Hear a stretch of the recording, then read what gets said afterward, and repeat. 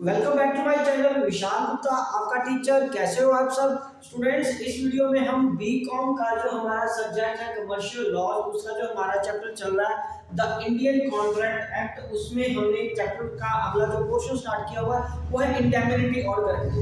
Indemnity मैं पिछले video में मैं अपलोड कर चुका हूँ, आप मेरे चैनल पे चले जाइए और कमर्शियल लॉ बीकॉम वाली प्लेलिस्ट में जाके वो पोर्शन देख लीजिए। तो जो इस वीडियो में हम करेंगे पर्टिकुलरली वो करेंगे कॉन्ट्रैक्ट ऑफ गारंटी, मतलब उसका मतलब क्या है, उसमें कितनी पार्टीज इन्वॉल्व होती हैं, फिर हम इंडेमनिटी और गारंटी का डिफरेंस भी करेंगे और टाइप्स ऑफ गारंटीज भी करेंगे और बाकी पोर्शन जो भी इस चैप्टर से रिलेटेड है वो सारे भी करेंगे। चलिए गाइस स्टार्ट करते हैं।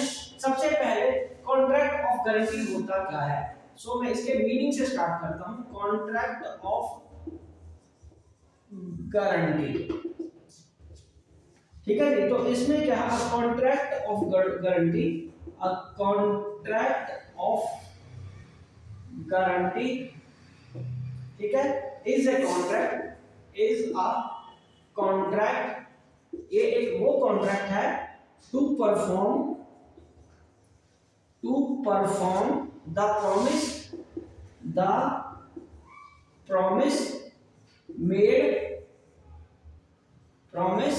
मेड, ठीक है जी, और discharge the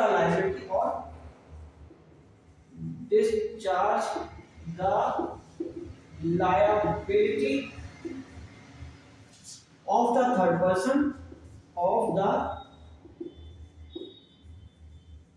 third person in case of his default.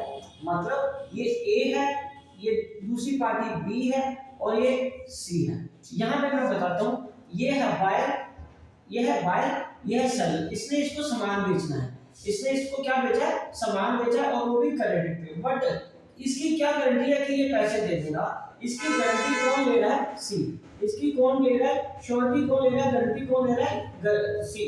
तो इसकी गारंटी किसकी है, सी की, ठीक है जी। सी गारंटी ले रहा है कि अगर ए पैसे ना दे पाया तो सी किसको पैसे देगा, बी को। ये चीज समझ लगी आपको। तो आप इसकी डेफिनेशन को पहले अंडरस्टैंड करिए।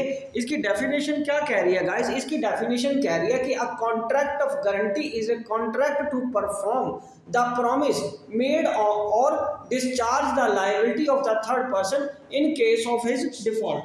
तो इसका मतलब ये सी ने गारंटी दी है बी को। सी ने किसको गारंटी दी है, बी को, कि अगर ए अपना प्रॉमिस पूरा नहीं कर पाएगा तो वो उसको पैसे देगा, बी को, सी, ठीक है। तो ये हमारा क्या आ गया guys, meaning of the contract of guarantee. तो चलो अब मैं इसको इरेज कर देता हूं। अब हम इसके बाद हम इसका डिस्कस करते हैं आगे कि इसमें कितनी पार्टीज इन्वॉल्व होती हैं, ठीक है जी। So the parties involved in the contract of guarantee, 3 parties involved होती हैं गाइस। कितनी पार्टीज इन्वॉल्व होती हैं, 3 parties are involved in it, ठीक है जी। तो सबसे पहले क्या आएगा आपका यहाँ पे, कॉन्ट्रैक्ट ऑफ गारंटी में 3 पार्टीज, ठीक है, आर इन्वॉल्वड। तो उसमें क्या है, 3 पार्टीज कौन सी इन्वॉल्व है। पहला है श्योरिटी, जिसने गारंटी दी है, श्योरिटी। दूसरा कौन है, पर्सन प्रिंसिपल। और तीसरा कौन है, गारंटर। तीसरा कौन है गाइस, थोड़ा नीचे कर लेता हूं, हमें लिखना भी पड़ेगा इसका, गारंटर। तो श्योरिटी कौन हो गया, person who gives the guarantee, person who gives the guarantee, ठीक है जी, who gives the guarantee, okay. और प्रिंसिपल कौन है, person in respect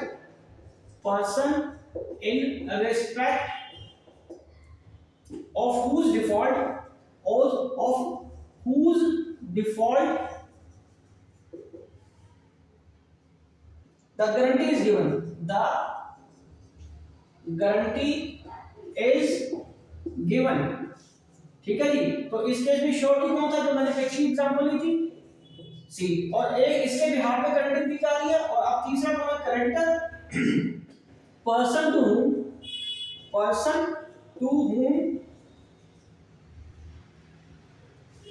the guarantee is given the guarantee is given।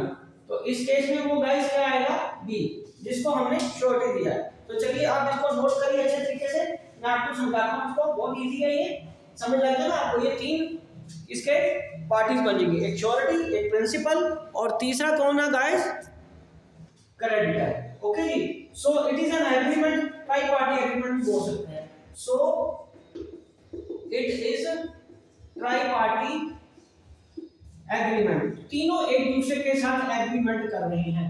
पहला क्या है, प्रिंसिपल कॉन्ट्रैक्ट, ए क्या आएगा इसका, पहला प्रिंसिपल कॉन्ट्रैक्ट, उसमें क्या आएगा गाइस, उसमें आएगा between the principal debtor and the creditor. ठीक है, प्रिंसिपल डेटर और क्रेडिटर मतलब ए और बी के बीच का जो कॉन्ट्रैक्ट है। ठीक है, दूसरा कौन आएगा, सेकेंडरी कॉन्ट्रैक्ट कौन सा होगा गाइस इसमें, so between creditor and the surety, between creditor and the surety, मतलब बी और सी के बीच का कॉन्ट्रैक्ट। ठीक है जी, बी और सी के बीच का कॉन्ट्रैक्ट। और अनइम्प्लॉयड कॉन्ट्रैक्ट, तीसरा अनइम्प्लॉयड कॉन्ट्रैक्ट, इसमें आएगा अनइम्प्लॉयड कॉन्ट्रैक्ट। इसमें गाइस कौन सा कॉन्ट्रैक्ट है इम्प्लॉयड वाला, तो ए और सी का है, जाहिर है, बिटवीन श्योरिटी एंड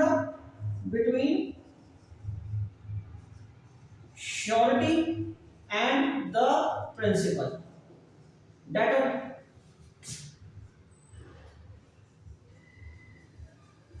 ठीक है, तो प्रिंसिपल डेटर के बीच का मतलब ए और सी का, क्योंकि ए ने भी तो सी से वादा लिया होगा ना कि भाई अगर मैं पैसे नहीं दे पाया तो तू मेरे पैसे दे देना, तो या यूं कह लो कि सी ने वादा किया हुआ है ए से कि मैं तेरे बिहाफ पे पैसे दे दूंगा। ठीक है जी, तो ये कॉन्ट्रैक्ट में ये तीन पार्टीज हैं और ये तीन तरीके के कॉन्ट्रैक्ट भी बनते हैं, इसको आपने अच्छी तरह अंडरस्टैंड करना है गाइस। ठीक है, समझ लग रही मेरी बात, तो चले आगे। ओके जी, तो ये अब हमारी तीन पार्टीज बन गई। चलो ओके, चलो अब हम बात करते हैं अगले टॉपिक की। पहले इसको हटा दो ना, ठीक है, ये तीन पार्टीज आ गई। अब हम बात करेंगे इसके इसेंशियल फीचर्स क्या है गारंटी के। अब क्या बात करेंगे, हम डिस्कस करेंगे इसेंशियल फीचर्स ऑफ गारंटी। तो मैं एक एक करके आपको समझाता हूं।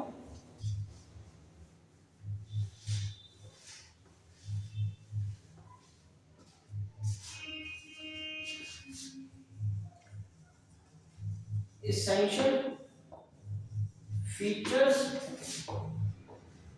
of guarantee. essential features of guarantee क्या है, पहला है प्रिंसिपल डेट, पहला कौन सा है, प्रिंसिपल डेट।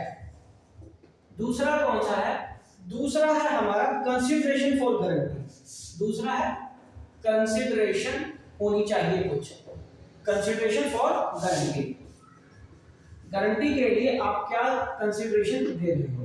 उसके बाद है एनी प्रॉमिस मेड, इसके लिए कुछ भी हो सकता है, एनी प्रॉमिस मेड, कोई भी प्रॉमिस जो आपने मेड किया उसके लिए, या एनी किसी एनीथिंग डन के लिए, एनीथिंग डन के लिए, राइट गाइस। उसके बाद तीसरा है एग्जिस्टेंस ऑफ लायबिलिटी, तीसरा कौन सा है, existence of liability, right guys. उसके बाद चौथा no misrepresentation, no misrepresentation on concealment, कोई मिस रिप्रेजेंटेशन या कोई कंसीलमेंट छुपाना नहीं है आपने, कोई भी terms and condition, concealment, writing not necessary, पांचवा राइटिंग नॉट नेसेसरी। उसके बाद 6 क्या है guys, joining of the other co securities, ठीक है जी। तो उनको ज्वाइन करना भी एक तरह से इसेंशियल पार्ट है, ठीक है जी। तो ये आपके इसेंशियल्स हैं, आप इसको जरा नोट करिए, मैं आपको समझाता हूँ इसको अच्छे तरीके से। समझ आ गया ना आपको? तो भाई पहले तो अंडर प्रिंसिपल टाइप होना चाहिए, उसके बाद कोई कंसिडरेशन होनी चाहिए गारंटी की, जिस वजह से वो उसको श्योरिटी दे रहा है, गारंटी दे रहा है, ठीक है जी। वो कोई प्रॉमिस भी हो सकता है या कोई चीज करने के लिए। एग्जिस्टेंस ऑफ लायबिलिटी होना चाहिए, no misrepresentation of concealment, writing not necessary, joining of the other co sureties. तो अब हम गाइस आगे डिस्कस करेंगे इसके डिफरेंट टाइप्स। बहुत सिंपल है, दो तरीके के कॉन्ट्रैक्ट होते हैं गारंटी के, एक होता है स्पेसिफिक, दूसरा होता है कॉन्टिन्यूइंग। कॉन्टिन्यूइंग मतलब जो लगातार चल, मतलब एक लगातार हमने गारंटी दी है कि उसके ट्रांजैक्शंस के यदि कभी वो डिफॉल्ट करे तो मैं पैसे दे दूंगा, ठीक है। स्पेसिफिक मतलब एक स्पेसिफिक या पर्टिकुलर सर्कमस्टेंस के बाद। तो यहां पे आएगा टाइप्स ऑफ गारंटी।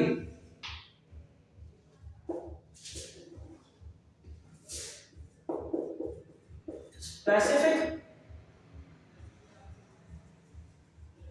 गारंटी, उसके बाद क्या है कॉन्टिन्यूइंग गारंटी। कॉन्टिन्यूइंग गारंटी, ठीक है। और ये अंडरस्टूड है किसके लिए,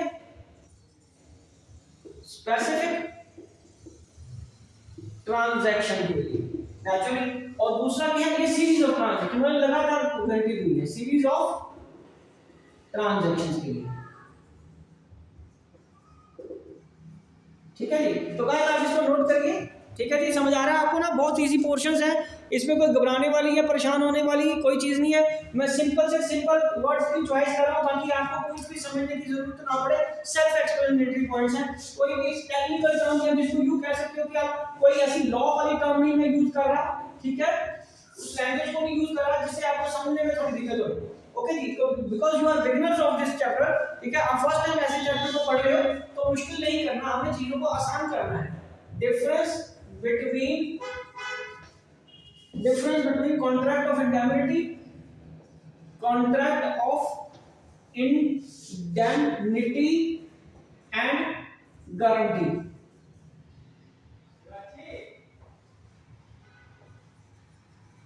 ठीक है जी।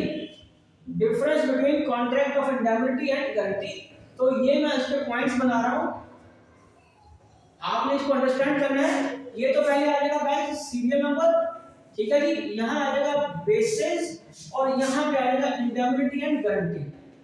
यहां क्या आएगा गाइस सीरियल नंबर, यहां आएगा बेसिस, यहां क्या आएगा इंडेमनिटी, और ये क्या आएगा गारंटी, राइट गाइस। तो सबसे पहले है इसमें क्या है, नंबर ऑफ पार्टीज कितनी है, नंबर ऑफ पार्टीज। तो इसमें 2 पार्टीज होती हैं, इसमें 3 पार्टीज होती हैं। इसमें कितनी पार्टीज हैं, 3, ये हमें अंडरस्टैंड करना है, ओके जी। दूसरा क्या है, nature of liability, nature of liability, nature of क्या है बच्चे, liability. Only happening of a contingency, only happening of a contingency, okay जी। दूसरा only on non performance of an existing promise, ठीक है जी। तो किसी हैपनिंग की होने की में ही सिचुएशन में आपको पे करनी है और ये प्रॉमिस ना पूरा करने के समय पे करनी है। और चौथा, इसका तीसरा पॉइंट क्या है, नेचर ऑफ लायबिलिटी समझ लगी आपको, ये सॉरी नेचर नहीं, ये टाइम ऑफ लायबिलिटी है, ये टाइम ऑफ लायबिलिटी है। तीसरा पॉइंट है नेचर, मैं यहां लिखता हूं आपको, नेचर ऑफ लायबिलिटी। तो ये नेचर ऑफ लायबिलिटी क्या है, प्राइमरी एंड अनकंडीशनल, ये प्राइमरी है एंड अनकंडीशनल, ओके जी। और ये क्या है, सेकेंडरी एंड कंडीशनल, क्योंकि ये दूसरे थर्ड पर्सन को इन्वॉल्वमेंट है ना इसमें, तो इसलिए ये सेकेंडरी बनेंगे। अब क्या है, टाइम ऑफ एक्ट। अब चौथा पॉइंट क्या है guys, time of act. So guys time of act क्या है, the indemnified need not act at the request of the indemnity holder।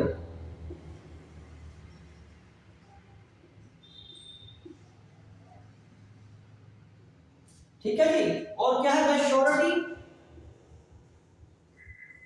The surety acts at the request of the principal debtor. ठीक है जी। तो आप इसको understand करिए जरा, ये 4 पॉइंट समझिए, मैं इसको आपको एक्सप्लेन करता हूं दोबारा, ठीक है, फिर अगले पॉइंट में बताऊंगा। सो सबसे पहला क्या है, नंबर ऑफ पार्टीज। इंडेमनिटी में 2 हैं और गारंटी में 3 हैं। Liability, time of liability only happening of A contingency, और उधर non performance of an existing promise. Nature of liability primary और अनकंडीशनल है, वो दूसरा क्या है, सेकेंडरी और कंडीशनल। इधर चौथा में फोर्थ में क्या है, indemnified need not act at the request of the indemnity holder, और वहां surety acts on the request of the principal debtor, कि जब मैं वो पैसे नहीं दे पाएगा तभी उसको कहेगा ना यार मेरे यहाँ पे पैसे दे दे। ठीक है जी। तो ये तो हो गया। अब मैं इसको इरेज कर रहा हूं इन पॉइंट्स को। ठीक है जी। फिर हम अगले पॉइंट्स करेंगे।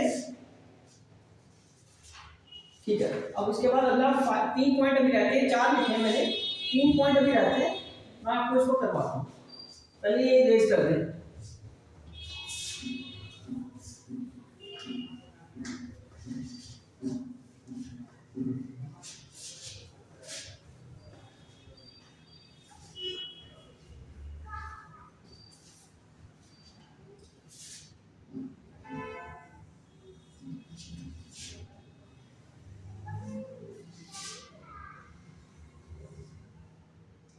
उसके बाद पांचवा पर्पस। पांचवा क्या है, पर्पस। गाइस पांचवा पर्पस का मतलब रीइंबर्समेंट ऑफ लॉस, रीइंबर्समेंट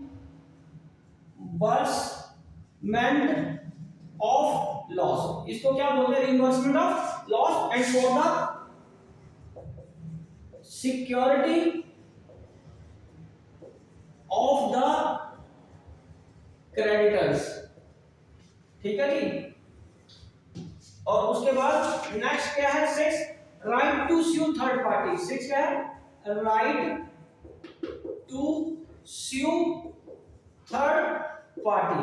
तो इसमें क्या है, right to sue third party में indemnified can not sue the third party, indemnified can not sue the third party. इसमें इंडेमनिफाइड क्या है, जो वो थर्ड पार्टी को स्यू नहीं कर सकता यदि उसको लॉस होता है। But surety can proceed against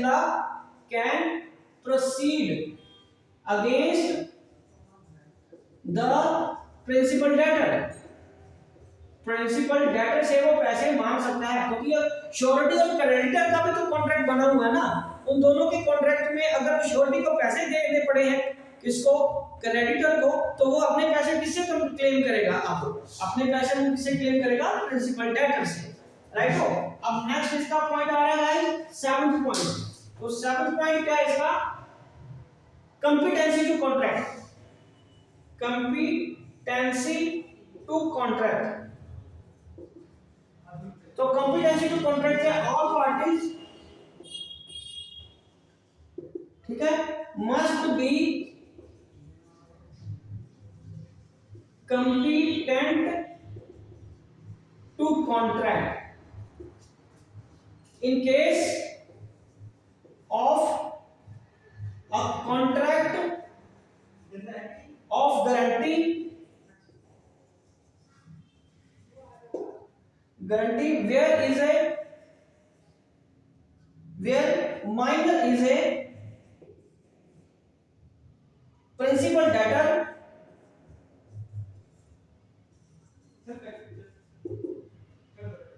the contract is still valid, ठीक है जी। तो ये कॉन्ट्रैक्ट अभी वैलिड रहेगा, राइट हो। ये पॉइंट आप अंडरस्टैंड कीजिए और इसको आप लिखिए, नोट करिए, राइट जी। बहुत सिंपल पॉइंट्स हैं, उसके बाद मैं आपको समझाता हूँ। ये नोट कर लिया आपने गाइस? ओके, चलिए अब मैं आपको अगला करवा रहा हूँ पोर्शन। इसमें हम आगे बात करेंगे nature and extent of the sureties liability. Surety की लायबिलिटी की क्या नेचर है और उसका कहां तक उसका एक्सटेंट है, कितने वो लायबिलिटी उसकी बनती है। तो उसके बाद अगला टॉपिक मैं कराता हूं आपको। ये आपने नोट कर लिया? Very good.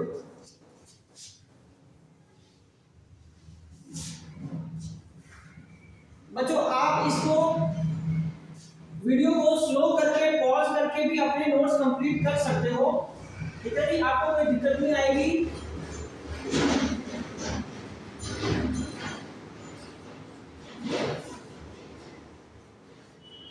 ठीक है जी। चलिए अब हम बात करते हैं अगला, nature and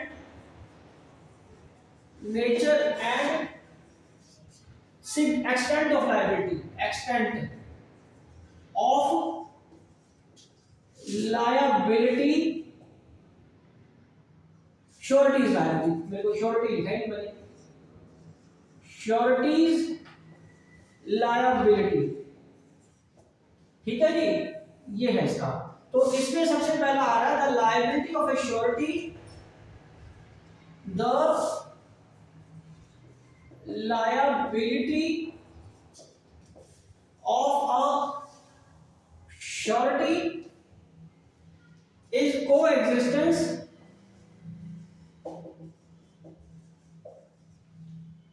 with that of the principal debtor। Principal debtor के साथ भी उसकी श्योरिटी बनी रहे, मतलब लायबिलिटी बनी रहती है, ठीक है जी।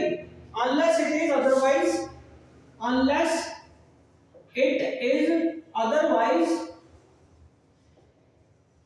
Provided in the contract, provided in the contract, ठीक है जी। तो इसको आपने ध्यान रखना। वो बना उसको श्योरिटी के साथ में उस प्रिंसिपल डेटर के साथ भी लायबिलिटी बनी रहती है, जहां तो उसको लिखो कॉन्ट्रैक्ट में कि ऐसा नहीं है, ठीक है जी। अब हम बात करते हैं discharge of a surety. Discharge of a surety. तो डिस्चार्ज ऑफ श्योरिटी में कैसे होगा? By revocation. अपनी जिम्मेदारी से वो मुक्त कब होगा surety? By revocation of the contract of guarantee. वो कॉन्ट्रैक्ट ही खत्म हो गया। By the conduct of the creditor, by the conduct of the creditor. Creditor के कंडक्ट से अब फ्री हो गया है, ठीक है। बाय द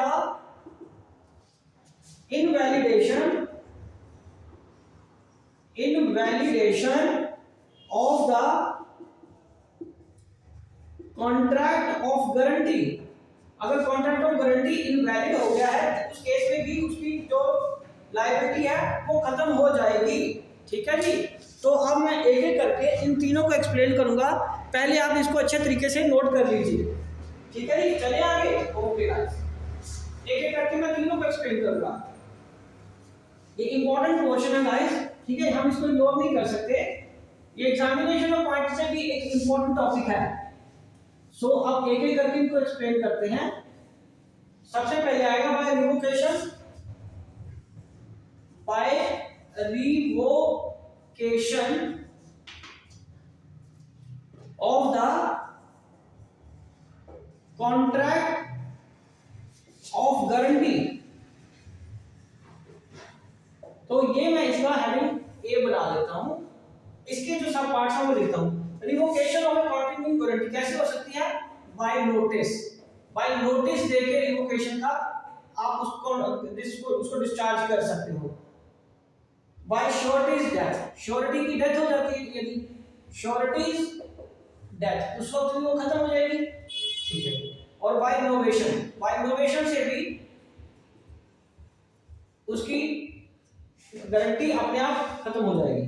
और उसके बाद by the contract of the, दूसरा पॉइंट है हमारा by the conduct of the creditor. तो गाइस इसमें कैसे आएगा, इसमें कैसे आएगा, by variance in terms of contract, ठीक है। दूसरा by release and discharge of, by release and discharge of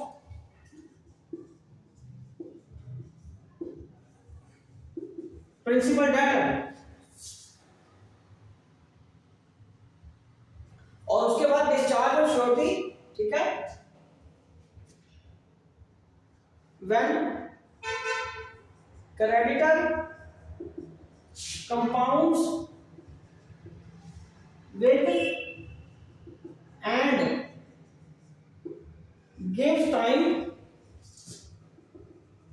time दे देता है यदि उसको, not to sue principal debtor,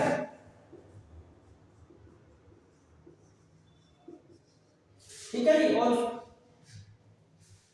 और एक और है इसका, discharge of sureties by creditor act, discharge of surety bye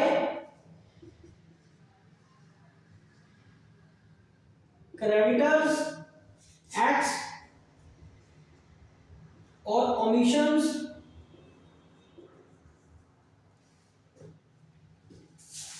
impairing sureties, eventual remedy, ठीक है जी। आप इसको अंडरस्टैंड करिए, फिर मैं आपको अगला टॉपिक लिखाता हूँ। तीसरी जो गारंटी है, किस तरीके से वो खत्म हो सकती है, रिवोकेशन हो सकती है उसकी, ठीक है जी। अब डिस्चार्ज कैसे हो सकता है, मतलब तीसरा पॉइंट आप लिखेंगे हम, ये तो हो गए। चलिए अब मैं तीसरे की बात कर रहा हूँ, श्योरिटी कैसे डिस्चार्ज हो सकता है उससे।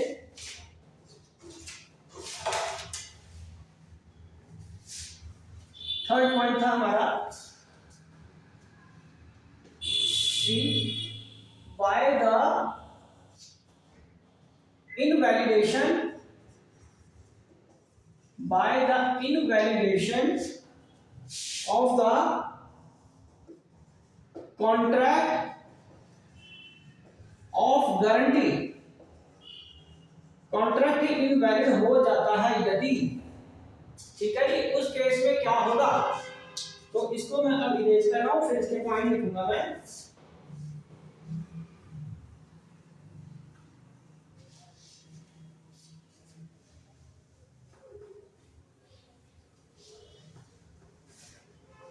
चलिए अब हम आगे बात करते हैं इसका अब कैसे है, guarantee obtained by, guarantee obtained by misrepresentation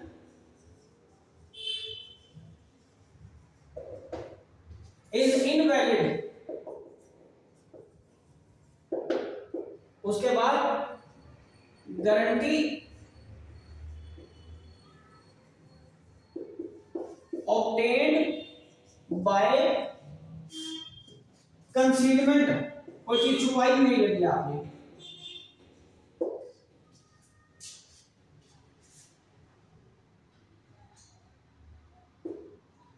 guarantee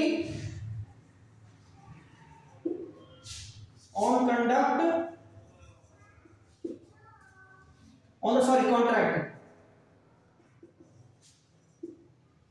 that creditor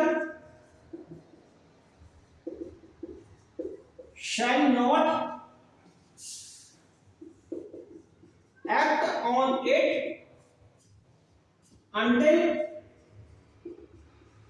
co-surety joins। ठीक है जी, तो ये है इसके डिस्चार्ज होने के तरीके जो 3 थे उसको हमने एक्सप्लेन किया है। अब लास्ट टॉपिक रह गया है जो हमारा, वो इसका क्या है, rights of the surety. Surety के क्या राइट्स हैं, बहुत इंपॉर्टेंट और इंटरेस्टिंग टॉपिक है from the examination of point of view भी, ये बहुत ही इंपॉर्टेंट है, ये क्वेश्चन भी आ सकता है आपको राइट्स ऑफ श्योरिटी वाला, तो इसलिए इस पे इग्नोर मत कीजिए। चलिए अब हम आगे बात कर रहे हैं राइट्स क्या है इसके, राइट्स ऑफ श्योरिटी। ठीक है जी, किस तरीके के राइट्स बनेंगे उसके मैं यहां पे लिख रहा हूं। उसके राइट होते हैं 3। पहले अगेंस्ट प्रिंसिपल डेटर, पहला किसके अगेंस्ट बनेगा, against principal debtor. Principal debtor के अगेंस्ट बनेगा राइट ऑफ सब्रोगेशन,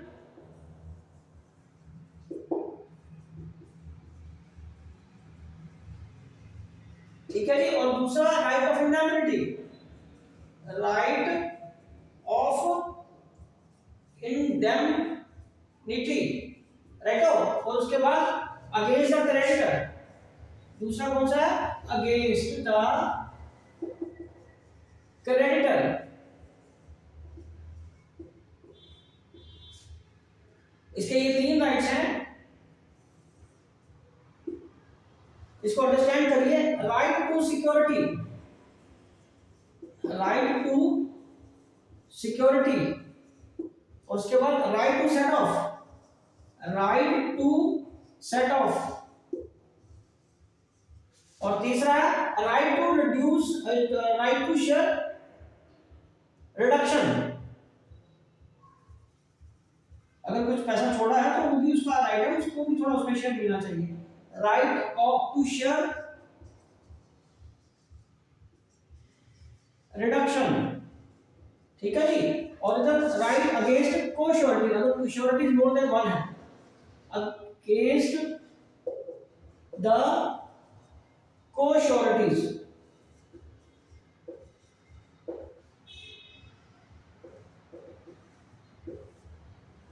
ठीक है जी। तो वो राइट है कौन सा, right to contribute, right to contribution, ठीक है जी। तो आप इसको अंडरस्टैंड करिए, ठीक है जी। एक बार देखिए जरा गाइस, ये चैप्टर यहाँ पे हो गया है कंप्लीट। आपको इससे रिलेटेड कोई भी डाउट या कोई भी चीज मेरे से समझनी है, पूछनी है, कोई एक्सप्लेनेशन चाहिए तो आप अपनी क्वेरी मेरे को कमेंट बॉक्स में जरूर दीजिए, मैं उसका सूटेबल रिप्लाई आपको जरूर दूंगा। Wishing you good luck, done.